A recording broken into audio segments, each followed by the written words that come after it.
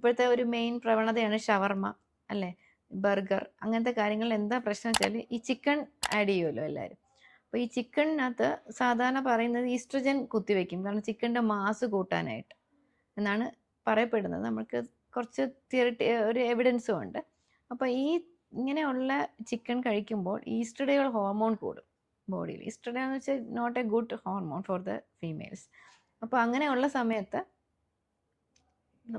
രണ്ട് ഹോർമോണും തമ്മിലുള്ള ബാലൻസ് തെറ്റും. അങ്ങനെയാണ് ഈ ഓവുലേഷൻ കറക്റ്റ് നടക്കാതിരിക്കുന്നത്. അതുപോലെ തന്നെ ലാക്ക് ഓഫ് എക്സസൈസ്.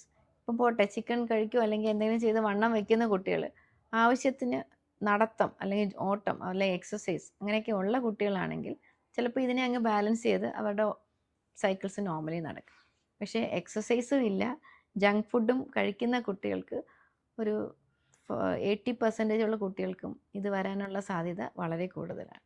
അപ്പോൾ ഇതിൻ്റെ ഫസ്റ്റ് പ്രിവെൻഷൻ എന്ന് പറയുന്നത് തന്നെ ലൈഫ് സ്റ്റൈൽ മോഡിഫിക്കേഷനാണ്.